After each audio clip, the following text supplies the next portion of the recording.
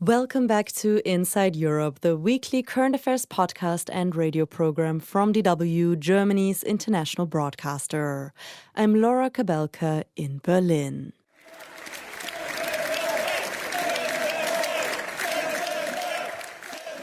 Send them back. That's what a group of members of the European Parliament chanted in June this year, many with their fists in the air, after a majority approved new, controversial measures for stricter return and deportation rules. A moment that indicated yet another shift to the right and a further crumbling of the so-called firewall against the far right. Because it was an alliance of the conservative European People's Party together with far-right political groupings that enabled this EU return regulation to pass. It includes provisions for people to be detained for up to 2 years or sent to offshore centers that have been described as potential human rights black holes, while also allowing what rights groups warn could be ICE-style immigration enforcement in Europe. Lawmakers on the left and center-left responded with shame on you chants. But it's not just this return regulation that shows the EU is ready to be tougher on migration. It follows the larger EU Migration and Asylum Pact, which just came into force on June 12, after years in the making.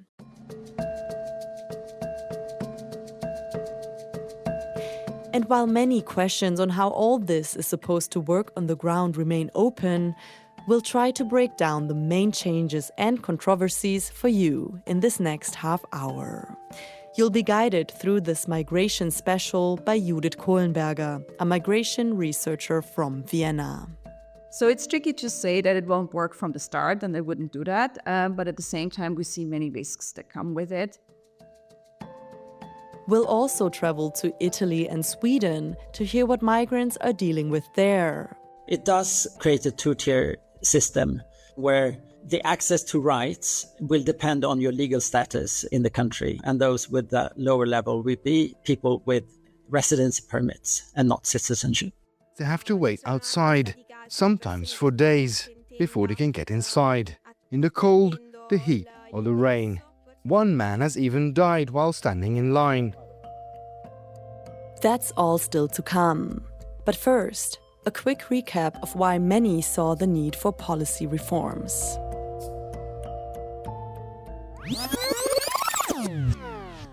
Almost 6 years ago, the European Commission proposed reforms for the common European asylum system, a key plank of which has been the controversial Dublin regulation.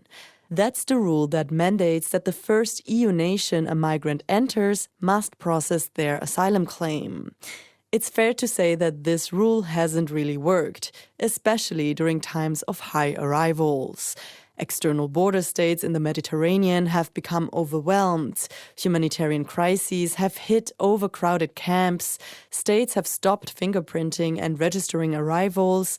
Migrants have moved on to other European countries, leading to the reinstation of border checks, threatening the border-free Schengen zone. Eastern European countries have refused to accept mandatory quotas in solidarity with the countries of arrival, and the list of problems goes on. But will the new rules change all that? Here's Judith Kohlenberger, migration researcher at the Research Institute for Migration and Forced Displacement Management at the Vienna University of Economics and Business.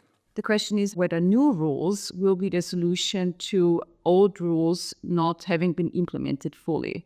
So I think there is a certain risk of just recreating the main issue, which wasn't that the rules as such were bad, that's debatable, but rather that there is an implementation gap, and that increasingly over the last years, many of those rules were not implemented by an increasing number of the member states. And then, of course, the system as a whole had to fail. And then also how the not following the rules was sanctioned in reality, which often was not the case. The European Union has agreed sweeping reforms to the bloc's asylum system. After nearly 10 years of wrangling, member states have now reached consensus on new rules to curb irregular migration. Governments and officials say the changes will cut the growing numbers of arrivals while respecting human rights. But charities and aid agencies that help migrants have condemned the changes as restrictive and dangerous. The EU Pact on Migration and Asylum was formally adopted in May 2024, and in June this year it finally came into force across the EU. Let's look at the main changes, on paper at least. There is an increasing focus on the external borders in the sense that we now have the option of doing so-called border procedures with the fiction of non-entry, so that people who come from countries of origin with a historically low acceptance rate for asylum across the EU, they will not be admitted to a regular asylum procedure from the get-go. They will receive a fast-track border procedure within 12 months. Fictional non-entry is an immigration law concept where someone is physically present within a country's territory but is legally treated as if they had never entered. According to Kohlenberger, this means it's easier to reject and return them, and it also means they have fewer rights compared to those entering via a regular procedure. The right to asylum is an individual right, so of course there are countries where overall citizens are not considered to be persecuted. India or Pakistan and so on, those are not classic refugee origin countries at the moment. On the other hand, if you belong to a certain social group, for instance, you are LGBTQI, then this might mean very well that you are personally persecuted and that you have grounds for protection according to the Geneva Refugee Convention. But it's people like these that could fall through the grid, she says. Another issue concerns what countries are supposed to do should Europe see another increase in arrivals. That's not the case at the moment. Asylum numbers are rather low, historically low, I want to say, across the EU. So at the moment, there is no real risk of a backlog that could be created. But it can be created in the future when we see rising numbers, and I think there is no real answer to that issue.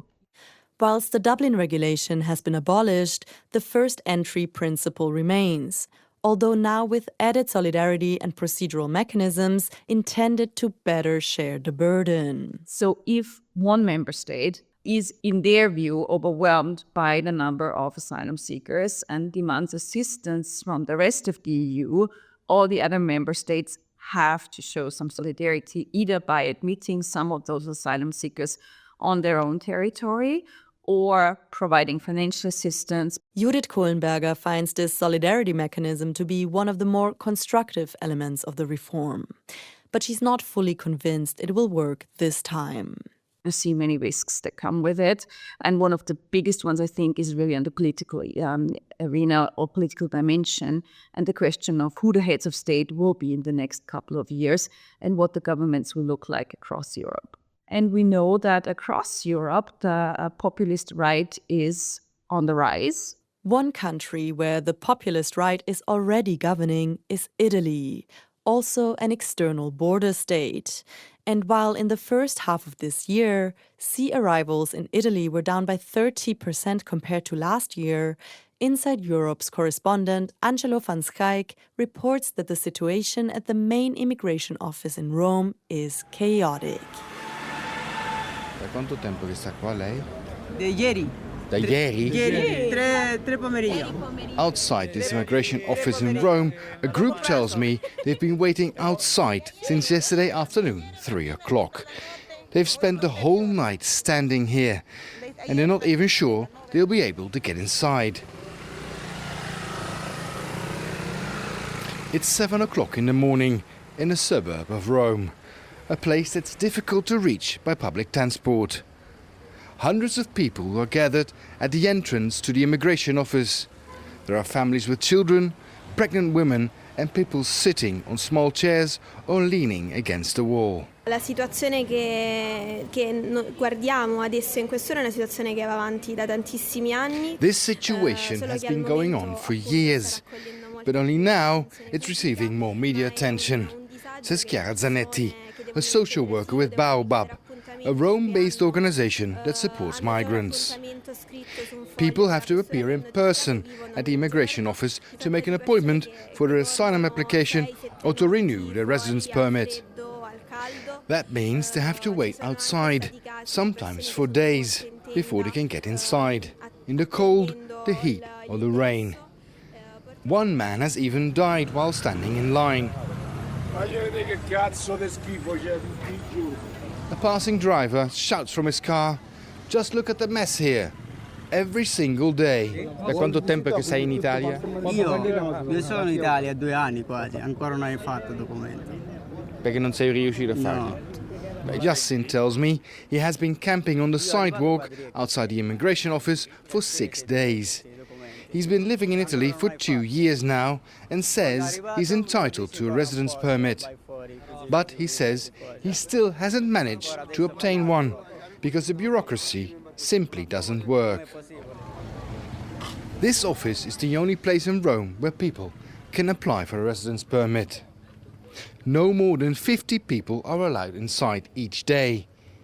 According to social worker Chiara Zanetti, this is a deliberate policy of deterrence. Cavalca quella che è la narrazione della migrazione come un problema e quindi si cerca in ogni caso It fits the narrative that immigration is nothing but a problem, says Zanetti. But we're talking about people. People who now have to wait years before they can obtain the proper documents. Everything is done to make the process as difficult as possible for them. But this is simply unsustainable. There's a bus arriving, and even more people are getting off to join the queue. The question for the immigration service is whether, in this age of the internet and smartphones, the process couldn't be organized in a simpler, more digital way. But the office did not pick up my many phone calls. Their spokesperson, Paolo Monastro, did speak to our colleagues at the Italian television channel Rai, where he largely placed the blame on politicians. Ma l'evoluzione della normativa ovviamente dipende dagli organi legislativi. We carry out what the legislator asks of us, says Monastro. In addition, we try to manage the situation here as best we can. But we deal with a very large number of people every single day. The new EU Migration and Asylum Pact means that Italy must enforce stricter control of its external borders and must take back migrants who are staying in other EU countries but originally arrived in Italy.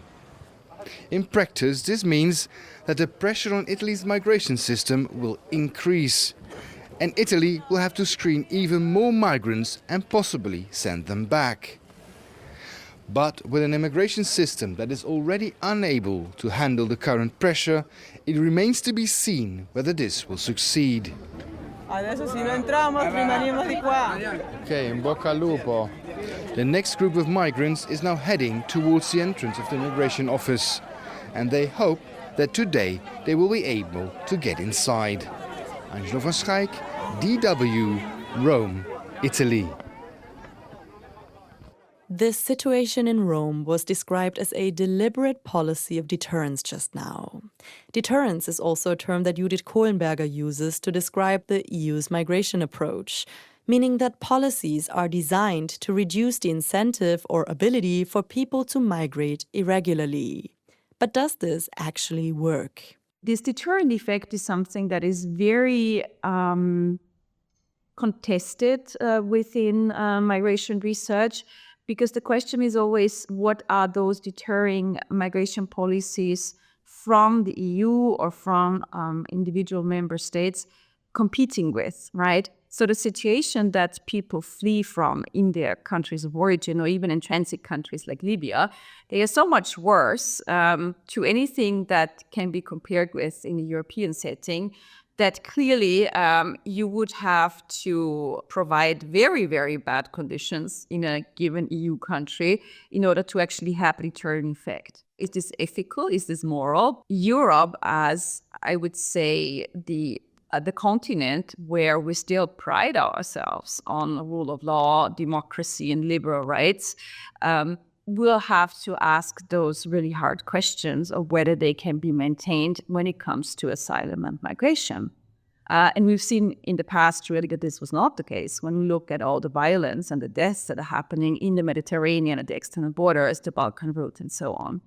But I would also question the empirical evidence for that, because over the last couple of years, really the way to access European territory has become trickier and trickier, and people are very much aware of the risks. And this is something we know from empirical research. People are not naive when they enter those boats, but in their personal risk evaluation, they are also very much aware of the risks they are facing when they remain in their country of origin in a situation where they might be persecuted or where they can't find a livelihood. I do see a kind of a paradoxical simultaneous development happening. On the one hand, we see more humanitarian conflicts, less development aid, less support for people affected by climate crisis, by economic crisis, and by war. On the other hand, we see less global movement in the sense that people have less possibilities to come to safety in Europe or the West in general. Deterrence isn't confined to the EU's external borders. Member states have also been pursuing domestic deterrence policies aimed at influencing the choices of migrants already living there. We've heard the example of Rome, where getting inside the immigration center alone is a mammoth task. Other examples include making permanent residence contingent on meeting language or employment requirements, tightening family reunification rules, expanding the grounds on which residence permits can be revoked or individuals deported, restricting access to certain benefits, or imposing immigration consequences for criminal or fraudulent conduct. Sweden just introduced one such measure in July. It's called the Good Conduct Law. DW's Ole Alsaker has been looking into it. Lawmakers have just passed rules that mean non-citizens will face consequences that Swedish citizens will not. People can be deported for conduct deemed simply to violate Swedish values. John Stauffer, the legal director at the international human rights organization Civil Rights Defenders based in Stockholm, explains what this means effectively. It does create a two-tier system where the access to rights will depend on your legal status in the country, and those with the lower level will be people with residency permits and not citizenship. So what is bad behavior according to the government? It'll include things like unpaid debts or taxes, welfare fraud, and links to criminal networks. Here's Fuad Yousefi, a Swedish broadcast journalist. I think it was something they wanted to do both to make sure there are no criminal elements within people coming to Sweden, but also a way to use a stick rather than a carrot when it comes to making sure people are being integrated in Sweden and in Swedish society. But it can also be behavior deemed to show a lack of respect for Swedish social norms. So what does that include? Here's John Stauffer from Civil Rights Defenders again. Government parties has also come out and said explicitly that it's vague because they want to have the possibility to broadly look at an individual's behaviors and then make a total assessment of different aspects of the behavior of the individual and then come to a conclusion whether that person should be entitled to a temporary residence permit or not. The Swedish Migration Agency is responsible for making these decisions, and they can be appealed. As the law just came into force, it remains to be seen how it will be applied in practice. Not long ago, Sweden was known for its openness and liberal approach to asylum. But after a record influx of migrants a decade ago and amid growing concern over gang violence, support for the anti-immigration Sweden Democrats surged. Today, policies long championed by that party are being enacted by a conservative government that depends on its support. The tougher approach to immigration will also be a key issue in Sweden's elections this September. For many voters, though, the debate is not about whether migration rules should be tightened, but by how much? Swedish broadcast journalist Fuad Yousefi explains. It's not only the right wing in Sweden that advocates for strict regulations when it comes to migration anymore. I would say that it's a majority of the parties right now. So that is a dramatic shift from 2015. The new law not only applies to pending and future residents, but also to people who already have their residency permits. And it comes alongside other measures, including a controversial snitch law requiring some public sector workers to report suspected undocumented migrants. It's left many people wondering where Sweden is heading. I interview a lot of people, both young people around schools in Sweden and just regular people around the country. And a lot of people are worried for themselves or also for their neighbors or for their friends. Fuad Yousefi ending that segment by Ole Alsaker, which was adapted from his DW News Instagram reel on the same topic. We will be linking to that in our show notes. We still have more to come as part of this migration special, and we'd also love to hear from you. What stories, voices, and countries would you like to hear more about on the program? Our feedback address is insideeurope@dw.com.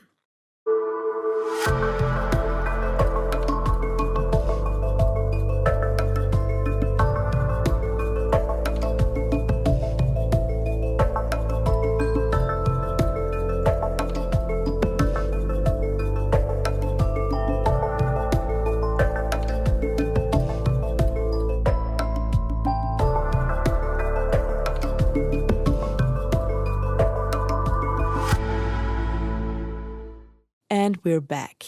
Let's zoom out to the EU's migration policy again.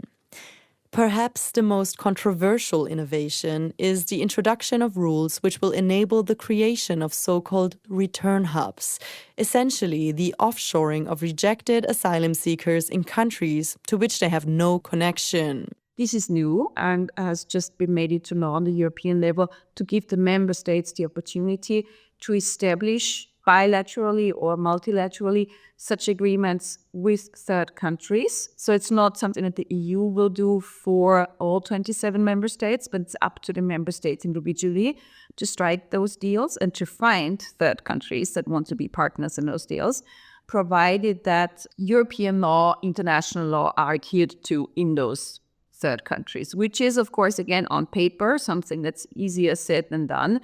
Because the question is always, how do you monitor this in a country far, far away? In other words, Kohlenberger warns, once asylum seekers have left Europe, European safety guarantees are unlikely to be of much help. We weren't even able to monitor human rights for asylum seekers in a European country like Hungary. So how would we be able to monitor this in a country that is much further removed?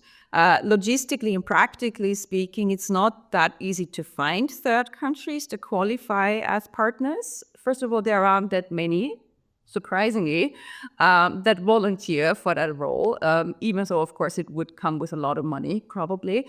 But also there are many logistic barriers, like how do you do this return? Would this be the final return, or would people then have a kind of secondary return back to their country of origin? This idea of using third countries is not new either. Italy, for instance, has tried this before with centers in Albania for asylum processing and return procedures. The UK attempted a similar deal with Rwanda. But so far, such attempts have faced legal and practical challenges. What's different now is that the new regulation focuses on returns rather than asylum processing, and it provides a basis for member states to establish agreements with third countries. Germany and the Netherlands are among the countries exploring return hub models, with governments hoping to present the first concrete outcomes by the end of this year. Judith Kohlenberger is skeptical it will work out this time. But maybe that's not the point, she says. I think the main reason why this idea keeps circulating is one of political signaling rather than political implementation. So it's something that heads of states can show as proof, supposedly, of them becoming active and actively doing something to keep refugees and asylum seekers off territory, right? Because the discourse very much is there are too many and Europe can't cope, which heads of states think is a way of getting voters back from the far right. But according to Kohlenberger, that's a fallacy. Research shows that mainstream parties risk losing even more voters when they normalize positions of the far right. And it signals to their voters, well, apparently the far right did have a point, because now even our chancellor, even our mainstream parties basically say what the far right has been saying for ages. So they feel that this is actually true, right? And there is little reason for these voters to go back to a mainstream party. And even examples like Denmark, that has been praised for being so restrictive on migration despite having a social democratic government. Look at the social democrats there. They are shrinking massively, right? And they are losing voters simply because there is no social democratic position left on migration. It's completely a far-right one. What might be helpful, of course, is for the mainstream parties to develop their own well-argued positions on asylum, on migration, and so on, but also to look at the, what I would say are replacement ideas that are being transported via migration. Very often, economic issues of inequality, issues of social cohesion, identity, culture, demography. Judith Kohlenberger says politicians should deal with these issues separately. She also thinks the immigration debate has become more and more disconnected from the migration reality. I think if you ask the random 10 people out on the street right now, 8 of them at least would say there are too many refugees coming to Germany, whereas at the moment there is hardly anyone coming to Germany. The number of first-time asylum applications in Germany has fallen sharply in recent years. In 2025, there were about 113,000 such applications, compared with more than 441,000 in 2015 and more than 722,000 in 2016, which was partly due to a backlog from the high number of arrivals in 2015. Ukrainians generally receive temporary protection rather than asylum. The number of Ukrainians registered as protection seekers who first entered Germany in 2025 was also down to about 93,000. At the same time, forced deportations from Germany have been on the rise. So why would people feel like there are too many refugees here? Increasingly, there is disinformation out there. Also because we keep talking about this topic and we keep talking about irregular migration. Also, the vast majority of migration coming to Europe is irregular migration, labor migration, people whose labor force is needed. So very often what people react to in their daily lives, in their lived realities, is the level of diversity. So of course, countries like Germany, Austria, Switzerland have become increasingly diverse over the last couple of years.